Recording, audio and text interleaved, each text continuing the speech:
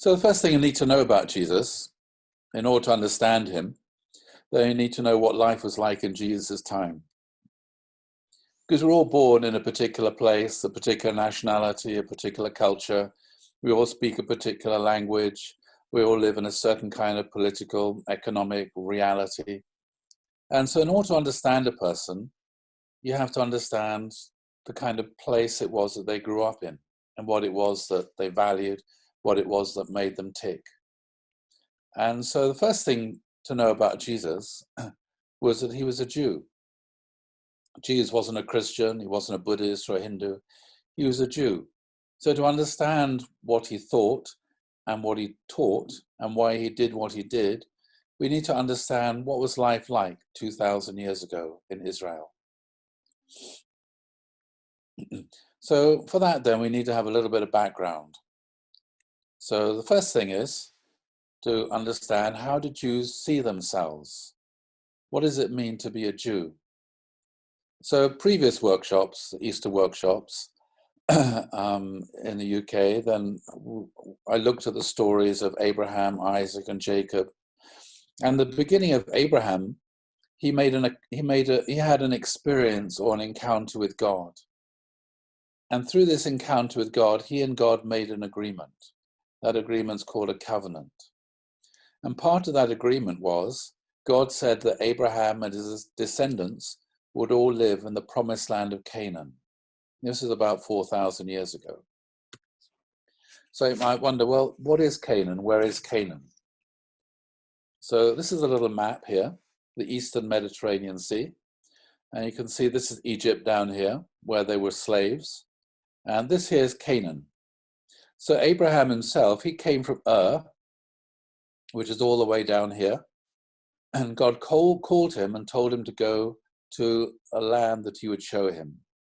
So he traveled all the way up the river Euphrates, and then he settled here in Haran.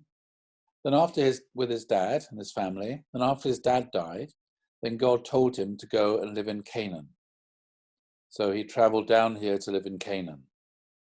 And so God made a promise that your descendants will live in the land of Canaan.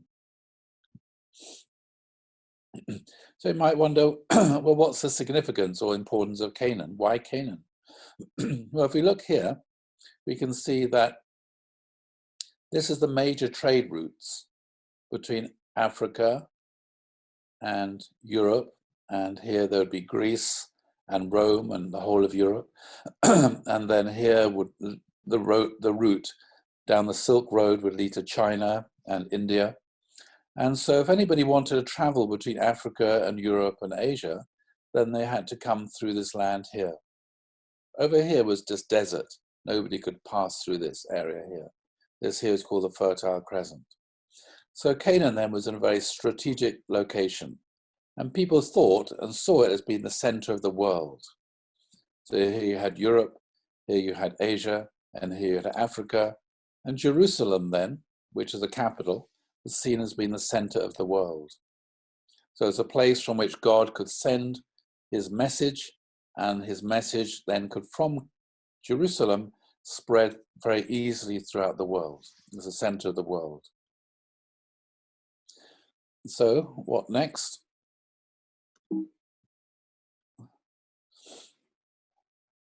Anyway, as I mentioned on Monday, then Abraham's grandson, Joseph, and Jacob, his grandson Jacob, he took his family down into Egypt. And Jacob had 12 sons, and they ended up becoming slaves in Egypt. Yeah. Then this morning we looked at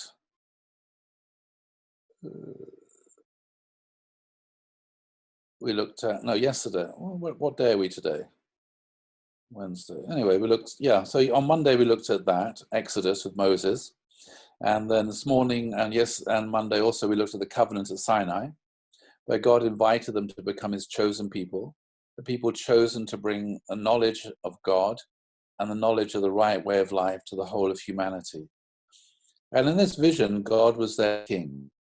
God gave them the law, which we looked at this morning, the Mosaic law, the laws necessary to build an ideal society. And part of that was the importance of freedom. They wanted freedom. They wanted to be free to follow their conscience, free to pursue beauty, truth, and goodness, free to be creative, but within the framework of the laws that God gave. So they wanted to be a self-governing people, just to govern themselves, not to be ruled by any empire or any king. Anyway, time went on, and these the 12 sons of Jacob that went down with Jacob into Egypt, they came out after multiplying and became the 12 tribes. And these 12 tribes settled in the land of Canaan.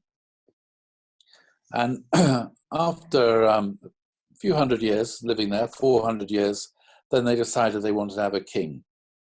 And so God selected and chose a king for them. His name was David. He was a great king. And then David's son became the next king. His name was Solomon. And Solomon built this temple, an extraordinarily beautiful building. And he also expanded the kingdom, so it became quite a large territory. So this here was the kingdom of Solomon. This is the original land of Canaan, this bit here. And then Solomon, through various agreements he made with other countries living around about, he expanded the kingdom to be as large as this. So it became quite a powerful kingdom in that area. But then when Solomon died, the kingdom was divided. There was a rebellion by 10 tribes, and then the kingdom then was divided into two. There's 10 tribes living in the north and 2 tribes living in the south. And as a result of that, it became much, much weaker. So some years later, a couple of hundred years later, then this place here, Syria, there's a city here, Nineveh. Again, a king came there and he created a huge empire. His armies went down to the south, to the Persian Gulf, and then they went this way towards what's modern-day Turkey, and also they went down this way through Canaan into Egypt. And they conquered this land here. They conquered the northern kingdom of the 10 tribes. So this was basically a disaster. This is a picture of the king, King Tiglath-Pileser. You can see this sculpture, actually. It's carved in stone, and you can see this in the British Museum if ever you go there, the Assyrian king. So he invaded the north, and he took the 10 tribes in the north, and he deported them and settled them in other parts of his empire. So these 10 tribes, they were taken away from their home country, and they're settled in other places. So what were they to do? If you find yourself in a foreign land, in a foreign country, generation after generation for decades and hundreds of years, what do? So they assimilated. They adopted the language and the customs and the traditions of the countries and the lands in which they were living. And so they became known as the lost tribes of Israel. You can still find some remnants of these tribes, and they found some quite recently, actually. And other people were then settled in this land. They were called the Samaritans, which we'll come across later when we look at Jesus. Anyway, so after the Assyrians came, then they were based in Nineveh. And then a new empire came along a couple of hundred years later. The capital was Babylon, which is down here. And this person called Nebuchadnezzar also created a huge empire, took over the Assyrian Empire, basically.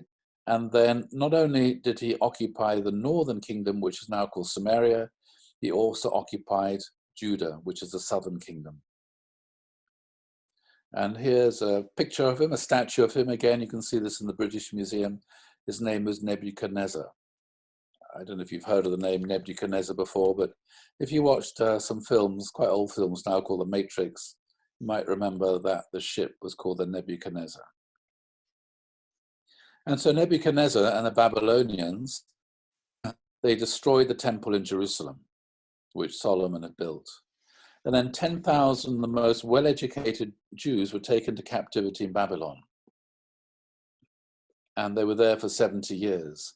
And you might wonder, well, why would he take 10,000 Jews to captivity in Babylon? The reason is that in the ancient world, the Jews are the most well-educated people. In order to be a Jewish adult, you had to be able to read the Bible. So that meant that they had very close to 100% literacy amongst the Jewish people for a long period of time. So if you want to run an empire, you need to have an administration, you need to have a bureaucracy. And so the Jews then were very well educated, so that's why he took 10,000 into captivity in Babylon. And they were there for 70 years. But again, what do? You've been taken away from your home country. The temple has been destroyed.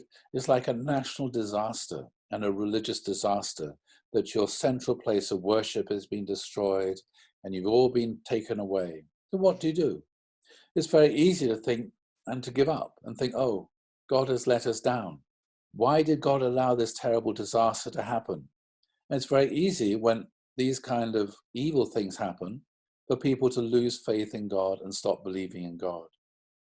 And often you might find when you're at school, you'll often find children and other young people who don't believe in God. And you might say, why don't you believe in God? And sometimes they say, well, if God really existed, he wouldn't allow there to be so much evil and suffering in the world. Yeah, and it's very easy to do that. It's very easy to lose faith in God because of evil and injustice and suffering. So that's one option that the Jewish people could have made. And then they would have just assimilated. They would have just become like the Babylonians. They would have adopted their language and their culture and their songs and their traditions and their literature, and they would have forgotten where they came from. They would have lost their identity. Yeah, they would have lost their identity as being the people of God, the chosen people of God, sons and daughters of God. Another possibility is just to endure, just to stick it out, just to persevere, just try to keep everything the same. But then you just become fossilized. You just lose your creativity. Well, the other possibility is to reform and to think, okay, this incredible disaster has happened to us. We can no longer go to the temple. We can no longer make offerings to the temple. We can no longer carry out the laws, the Mosaic laws connected to worshiping God in the temple. So what can we do? So what they decided to do is to reform. And they thought, well, we can't go to the temple anymore because the temple has been destroyed. We're now here thousands of miles away. So how can we live a spiritual life after the temple has been destroyed?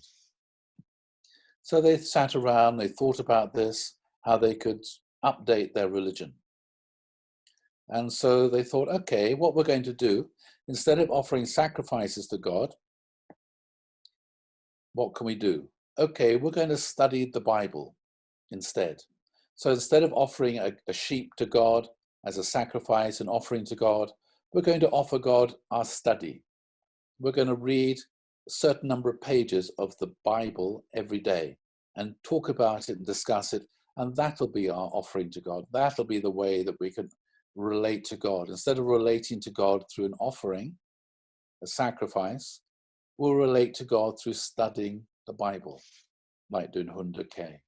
Okay, and that would be the place where they would encounter and experience God would be in the words of the Bible. That's why the Bible is called the Word of God. It's a place where people experience God speaking to them. So studying the scripture then became the focus of their spiritual community. And then as well, they thought, well, how can we follow the other laws? So as an example, one of the laws was that before you go to the temple, you have to have a bath. So outside Jerusalem, there were lots of baths, they're called mikvahs, where people would go down under the water and come out the other side, and it's like they were washing. Yeah. So they're washing their body, which is like represents washing their soul, cleansing their mind before they go to the temple to worship God. So they thought, okay, how can we do that when there's no temple? So they thought, okay, let's try and reimagine our religion. Let's imagine that the world we're living in is the temple of God. The whole world we live in is God's temple. God dwells and lives in the whole world. Okay, so when do we enter the world? When we wake up in the morning. So when we wake up in the morning, we're entering God's temple. And so they thought, okay, so before we can enter God's temple, we need to wash. So they would say, okay, what we need to have is a bowl of water by our bed. So when we wake up in the morning, we say a prayer and then we wash our faces, representing washing ourselves before entering the temple of God. Does that make sense? So that's how they would bring God into every aspect of their life. Waking up and praying, washing themselves before entering the temple of God, and making many, many things in their life meaningful ways of worshipping God. So that's what they did. They reformed. And at the same time, they wrote lots of songs called psalms. So I'm going to play you a bit of one now. This is someone called Boney M or Marcus Garvey. Can't remember which one it is now. And singing a Psalm 137, which was written about 3,000 years ago. And he was singing this song during the 1960s or 70s. Let's see if I can find the start.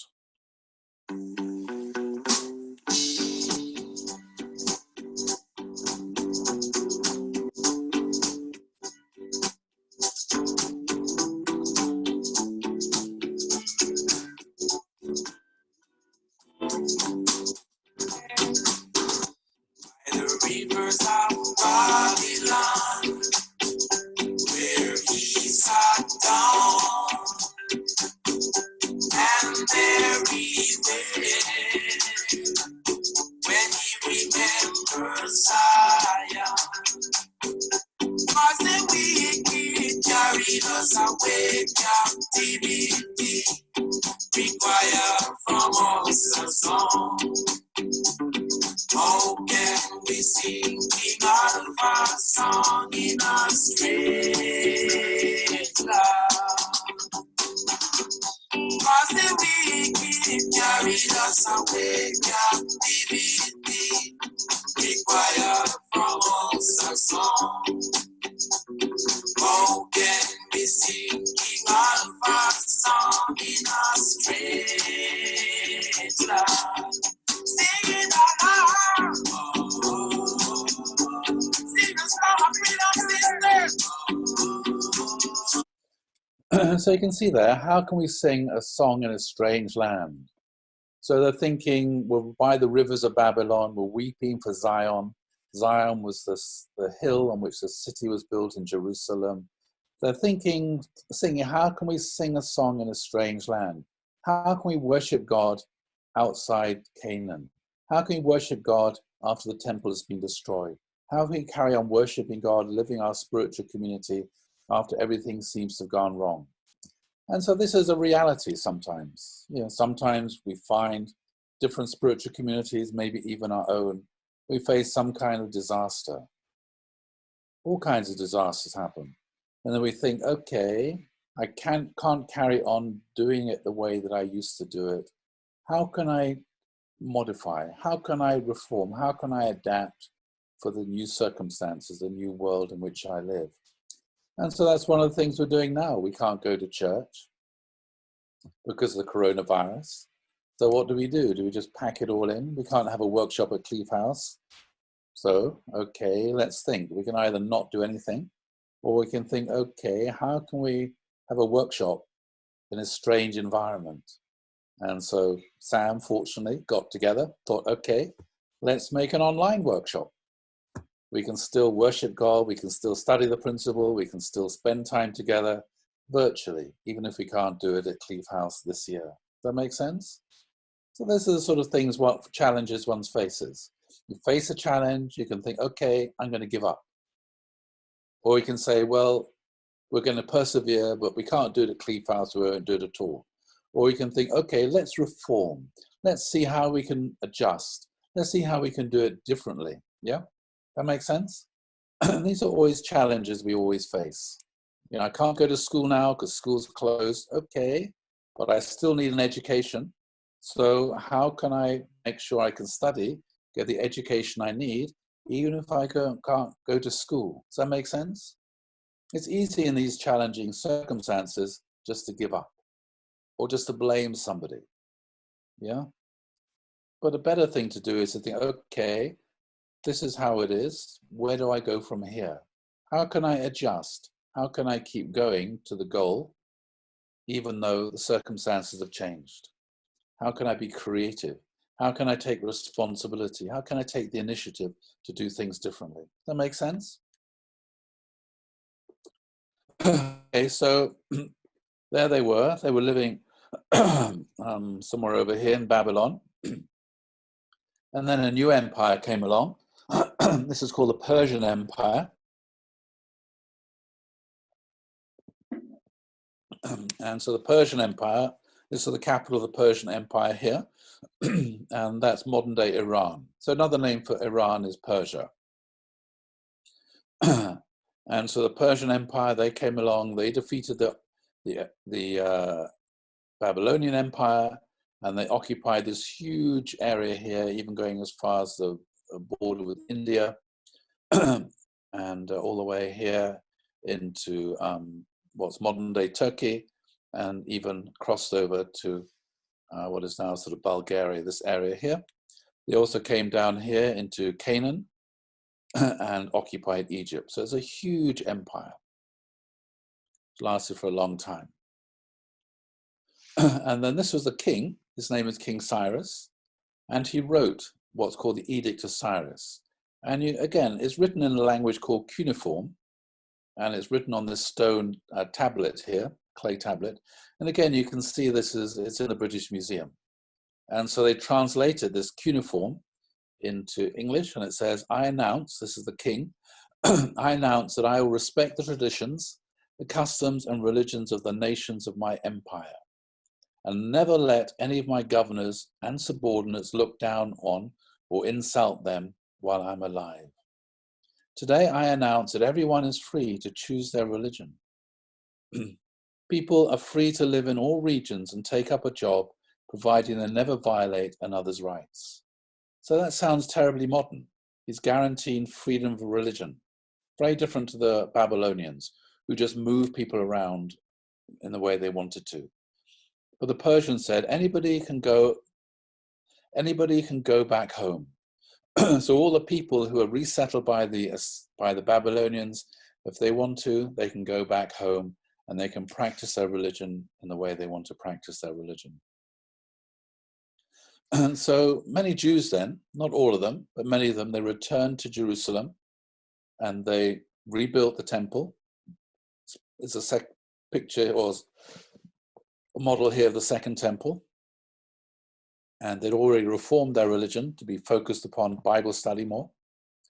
And then another empire came, just one empire after another. So this one here is the empire of Alexander the Great, the Greek empire. So Alexander the Great, he started off here. His father was the king of Macedonia, which is over here. So when his father died, Alexander became the king. Then he conquered all the other Greek states, all the little towns, cities, and united the Greeks. Then he invaded the Persians empire, crossed over here. And within a very short number of years, he had many battles, defeated the Persians everywhere, conquered Egypt, conquered Canaan, Mesopotamia, Armenia, Assyria, Persia, all the way as far as even crossing the river Indus, even went into India, went up here into Afghanistan. And even in Afghanistan today, you'll find the descendants of Alexander the Great and the Greeks. Because there are people in Afghanistan who have blue eyes, which is not normal for people living in Asia. They have blue eyes because they're the descendants of the Greeks who settled there, time of Alexander the Great. So it's a huge empire. Not just the spread of an army, but also the spread of Greek culture. So it's important to understand what Greek culture was about. So there are many myths. Just introduce a little bit of it here, see how much time I've got. Okay, some of the Greek myths. So I don't know what you know about the Greek myths. I can't remember if I told you about them at the last workshop or not. You're nodding your head there, Sam, did I? No, you did, yes. Yeah, good, okay. So there are many, so the Greek myths, there are stories about the gods living on Mount Olympus, Zeus, Athena, etc., etc. So they had their whole mythology, the whole religion. Also lots of Greek plays like the Oedipus Rex, and I think I showed you a little film about Oedipus Rex, that story as well. The importance of fate. And there are lots of Greek stories, epics like the Iliad, the Odyssey, written by Homer. And so Greek culture is incredibly highly advanced. Also, there's Greek philosophy. So, you read the Bible. The Bible is like Jewish philosophy. The philosophers who wrote the Bible, and also the Greeks had their own philosophers: Socrates, Plato, Aristotle. And also their science and technology is highly developed. And so you can see some examples here of Greek material culture. This is the Parthenon in Athens. That's the remains. Then there's lots of beautiful Greek sculptures. Again, if you go to the British Museum, you can see these Greek sculptures and these bowls, and you can see it artistically extraordinarily beautiful. Very, very beautiful things. You just look at they had an incredible eye for the human body. Yeah, beautiful sculpture. It's about 2,500 years old. But there's a huge difference between Greek culture and Jewish culture. So there's what we call a huge culture clash. Okay, so we try and compare Israel and Greece, or Jewish culture and Greek culture. So the first thing is that Jewish culture was a spiritual culture. Their focus really was upon the worship of God. So Greek culture is very much a material culture, very much focused upon sculpture, upon art, painting, beautiful buildings. That was the focus of Greek culture, was very much a material kind of culture. And Jewish culture is very particular. They had their own very particular ways, own particular laws, own particular dietary requirements. They could only eat kosher food. So they had their own very particular kind of ethnic culture. The Greeks, though, they thought that their culture was universal. They thought there was one right way of life, the highest way of life, and they thought their own way of life, their own culture was the highest one and was universal, that everybody should adopt their culture. So the Jews, though, said, well, look, our books are older than yours. Our script, you inherited the Greek alphabet, came from the Hebrew alphabet. Our literature is older than your literature. Our art is older than yours. We don't need to learn anything from you because we have our own literature, our own values, our own religion, our own philosophy. So there's a clash here between the particular and the universal. And then Jewish culture is very much about listening. You're listening to the word of God. Where do you hear God's voice? Inside. So to be able to hear the voice of God, you have to be able to listen. So in order to be able to listen and hear God's voice, you need to live a spiritual life so you can be calm and at peace within yourself. Whereas a Greek culture is very much about seeing. It was all about beauty. Yeah, it's about, when we look at our own culture, we can see our own culture now has become very much a seeing culture. Everybody's interested in Instagram. Everybody photographs the food before they eat it and post it. Everyone posts this and posts that. Our own culture now has very much become a picture culture, focusing upon seeing. Not very much a literate culture. A literate culture is where people read books. When you read books, all you have is words, but those words go into your mind and they create pictures inside your mind. Yeah, and you can hear these voices inside yourself. So there's a big difference between a verbal culture, which is focused upon reading words, and a visual culture focused upon pictures. Yeah, there's one major difference there. In Israel, they believed in free will. God gave human beings free will and responsibility. Whereas a Greek culture was based upon the idea of fate. So I think I told you the story of Oedipus. Yeah, that Oedipus could not escape his fate. It didn't matter what he did, the future is closed. Whereas the biblical view is, the future is open. Whatever I've done in the past, I can change the future by changing myself. Whereas the Greek culture is based upon the idea of fate, that you cannot escape your fate. The future is determined. You cannot escape the future. It's all written down there. Okay? So a very different view. The Greeks didn't believe that human beings had free will and responsibility in that sense. They were the puppets of the gods. They were controlled by the gods. So Greece then They were a theistic culture, worshipping God. So Israel was a theistic culture. God wanted to create a God-centered society. Greek was humanistic, wanted to have a human-centered society. For Israel, the laws were revealed by God at Mount Sinai, so they should keep God's laws. The Greeks, they said, well, we can make up any laws we want. We can just have a vote in our Senate, or we would say a parliament, and we can change the laws and make whatever laws we want. Israel was very much focused upon philosophy and upon faith, being faithful and loyal. Greece was much more focused upon reason and upon science. Israel, they saw themselves as a worshipping community. That was their identity. We're the people of God. We're a worshipping community. We're here to worship God. Whereas the Greeks saw themselves as a political community. We're just citizens of the state as opposed to people of God. So the identity, the Jewish people, their identity came from their relationship with God. The Greeks, their identity came from their relationship with the state, depending upon which city they lived in. Their nationality was their source of identity. Jews, as do Muslims today, would dress very, very modestly, whereas the Greeks would often go exercise in the nude, like the Olympic Games came from Greece. And so the Greeks then, they would exercise in the nude, and for Jews, this is profoundly shocking. And the people of Israel, Jews, are very conservative, thought marriage is really important, you shouldn't have sex outside marriage, shouldn't have, whereas so Greece, they're very sexually liberal, and Greek men thought it's okay to have a sexual relationship with little boys. Pedophilia was very common in Greece. And so you can see here that when the Greeks, when they occupied Israel, it was a huge shock for the Jewish people. It's like a huge culture shock. You can imagine, in Saudi Arabia, women have to, dress wearing a niqab like that.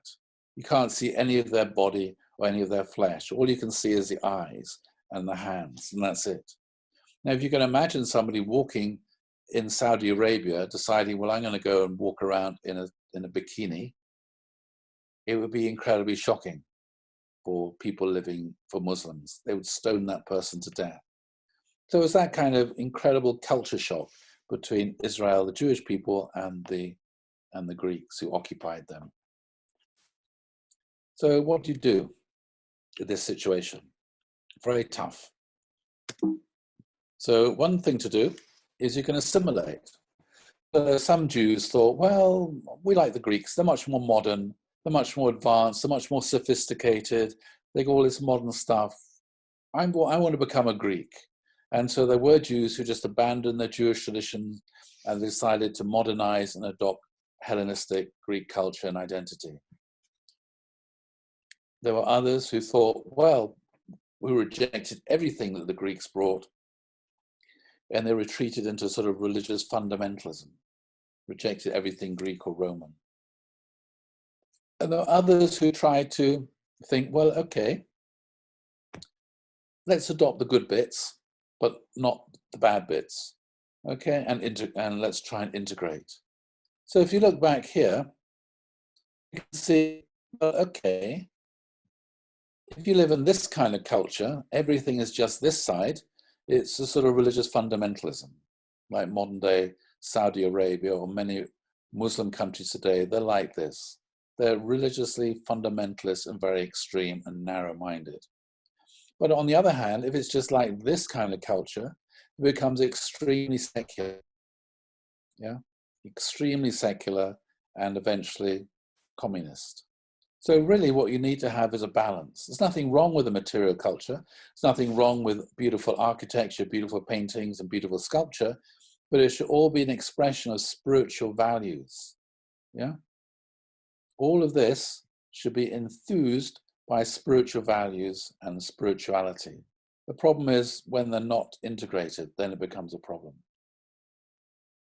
So that's what sort of good thing to do, is try to integrate, try to learn from integrate science and religion, not just to think, oh, I'm religious. In the Bible it says God created the world in 6 days, therefore I have to reject evolution, I have to reject all these scientific ideas that don't fit with my religious beliefs.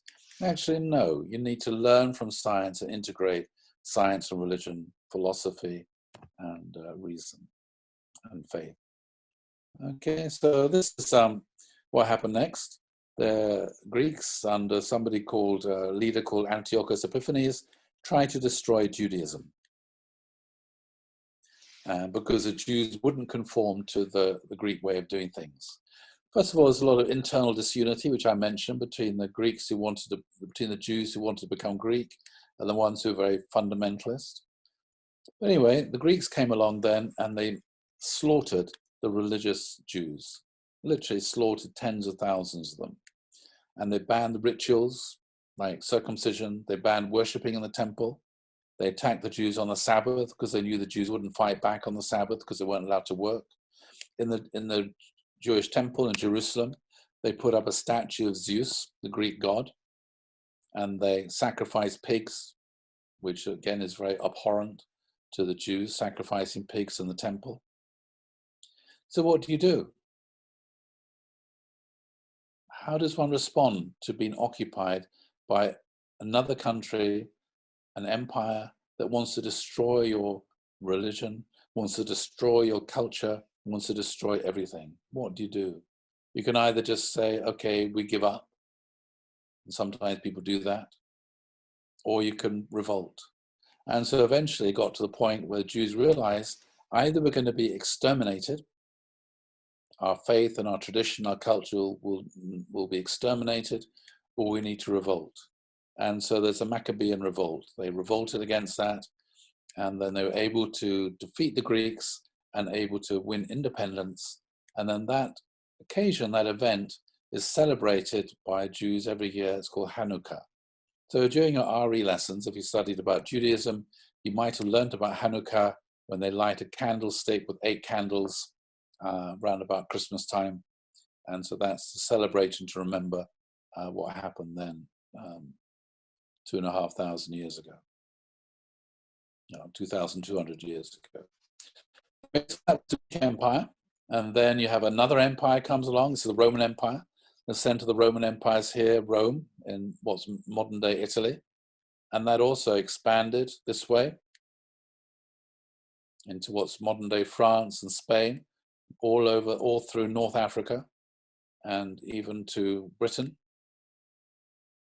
And then they went this way as well to Eastern Europe and what's modern day Turkey, and that's as far as they got there. Okay, so it's basically a Mediterranean empire. And they also occupied Israel. Let's see what happened there. So let's first of all look a little bit at Rome, the founding myth of the Romans. What were they like? Look at my mobile, keep track of time. Okay, so the founding myth of Rome was that there were 2 brothers, one called Romulus and one called Remus, and they got into an argument, and you can see here, and Romulus killed his brother because his brother made fun of him. So it's like Cain killing Abel. So the founding myth of Rome is one brother murdering another. So this became might is right. The person who's right is the one who's most powerful. If you're the stronger than somebody else, then you're the one who's right. So that became the basis of Roman culture. It's about power, it's about strength. And we can see this there. This is the Roman culture. This is the kind of things that used to go on. They built this building here. It's called the, I can't remember what it's called now. Anyway, it's in Rome. And the money to build this came from the temple, which the Romans destroyed. They destroyed the temple in Jerusalem. And they came back and they built this huge place here. And what they would do here is they'd have people fighting against lions, and have gladiators fighting against each other. I'm sure you've seen the film Gladiator. And sometimes they would just burn Christians. And so that was their entertainment. So instead of going to watch a football match, instead of going to watch a cricket match, instead of going to watch a rugby match, they'd go and watch people killing each other. And they'd be cheering when somebody got killed. So you can see what a brutal and coarse kind of culture it was. The Romans were very, very nasty, very, very brutal, because they just enjoyed power. They enjoyed watching violence. They glorified in violence and power. You can't imagine, if that was going on in Wembley Stadium today. It would be shocking, wouldn't it, if you saw this sort of thing going on in Wembley Stadium that used to go on here in the Roman Empire. So they're very, very militaristic. They had a huge and very, very powerful army. They expanded. They glorified war instead of peace. Jewish people, they glorified peace. That was their vision, was a peaceful world. The Romans glorified war, gladiators, wild beasts, and that's the building. It was called the Colosseum.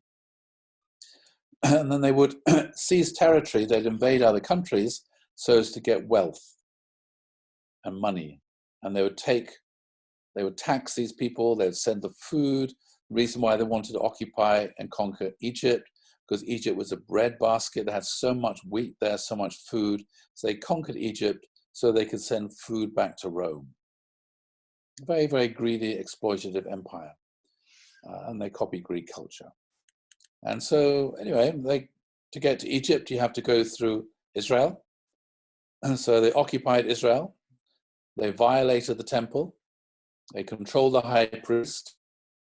And they taxed the people hugely. They had all kinds of taxes, land tax, income tax, many, many different taxes. And if people resisted, then they would be sold into slavery. So there are 4 towns, Jewish, in Israel. The people said, we can't afford to pay all these taxes, and they refused to pay the taxes. So Roman says, well, if you refuse to pay taxes, we're going to sell you all into slavery so we can get the money. So 4 towns then, all the inhabitants were sold into slavery. Then all the other towns thought, well, we have a choice. Either we're sold into slavery or we have to pay up. So they became very, very poor. And most of the money was sent to Rome and paid into Emperor Augustus's personal bank account. So the emperors became phenomenally wealthy and rich by extracting money from the whole empire. Incredibly corrupt, just like many corrupt dictators you find in the world today. They get political power as a president or prime minister, and they use that power to take the money from the whole country and transfer it to their own personal bank account, which is usually in Switzerland or somewhere like that. Anyway, so in order to be able to control the Jews, then the Romans built a fortress. So this is a fortress, it's called the Antonine Fortress, and it's next to the temple in Jerusalem. So this here on the left was the place where they would have sacrifices. This big area here is a place where they would gather to worship and to do things, meetings. And Romans built this big fortress here so it could overlook and dominate the temple, because the temple was a source of the religious, the cultural, the economic life of the Jewish people. That was the center of their life. So the Romans figured, okay, if we want to dominate and control Israel and the Jews, we need to control the temple and we need to control the high priest. So that was what they did. And so Jewish people, they weren't happy with this. So how do they respond? So there are quite a few messianic uprisings. So when King Herod died, so this is King Herod, who was the king when Jesus was born. When he died, just after the birth of Jesus, then there was a revolt. There's someone called Simon and Pereire. He was proclaimed as the Messiah, and the people followed him and to try to revolt and overthrow the Romans to become an independent country again. But that revolt was put down. And then a few years later, there was a census. About 10 years later, there was a census where they counted up all the people so they could know how many Jewish people there were in Israel, so they could tax them all individually and by families. That was the purpose of a tax. That was the purpose of the census, was so you can tax people more efficiently. So there's an uprising there by someone called Judas of Galilee. Galilee is where Jesus came from. And again, this was put down very cruelly by the Romans. And the Romans crucified 2,000 of these rebels on the roads. You walk down the roads, and there were 2,000, and you see one after another crucifixes with Jewish rebels hanging on the crucifixes. on the crosses. And then after the death of Jesus, there was another revolt. Another Messiah led a revolt called Theudas, and it was also crushed by the Romans. So that was the way it was. The Romans were incredibly powerful, the most powerful military army in the ancient world, and anybody who tried to overthrow them would be crushed. So what do you do? Difficult, really difficult. So the reality was then, this is how it was. The reality was the Jews hated the Romans. The Romans occupied their country. The Romans were taxing them really, really harshly. The Romans were treating them with a huge amount of contempt. And the Jews then, of all the people in Israel, and all the people in the Roman Empire, the Jews revolted more than any other people. The reason why they revolted against the Romans, because they had their own very particular identity. They had a strong religious, national, and political identity. And so they felt, we don't need the Romans. So that's why they would fight against the Romans. They had a very long history and a very high culture. So they hated the Romans for what they'd done. But the Romans then, they looked down on the Jews. They treated the Jews with contempt. They thought the Jews, they're so different. You know, they have their own funny little customs. They won't eat the same food as we eat. They won't work on the Sabbath, and they dress in a funny way. They won't dress like we dress, etc. So the Romans then, they look down on the Jews with contempt. So this then is incredibly tense situation. So how to solve this? The Jews were rebelling again and again, and at some point the Romans were just going to crush them and exterminate them. So how to prevent this kind of catastrophe? So this is the world into which Jesus was born. It wasn't the kind of world Jesus wanted to be born into. It's not that God wanted it to be like this. It's not that Jesus wanted it to be like this, but just this is the way that it was. And so Jesus thought, well, okay, this is the way the world is.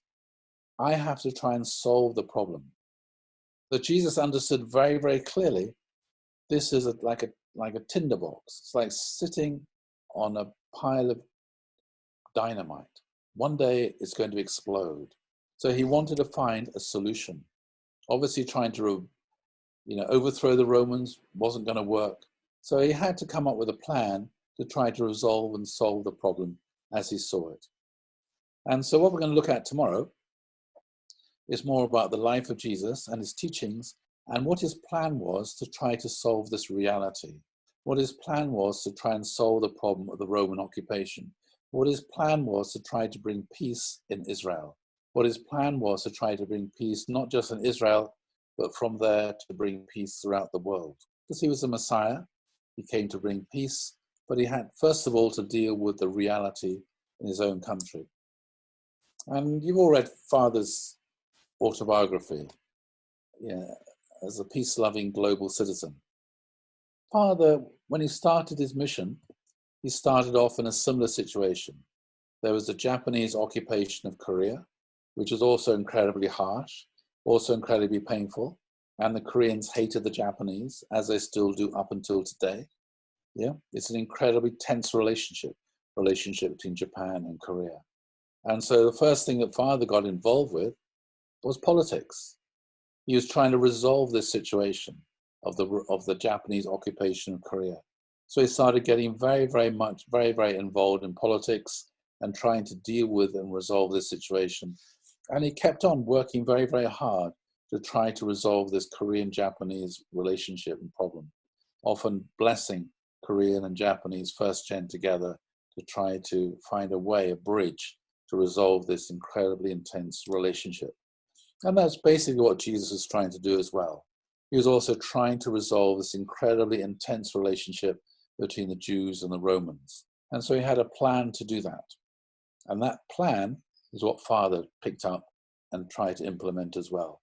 So we'll go back tomorrow and we'll look at this plan and how it worked for Jesus and how it was that things didn't go right and he ended up being crucified.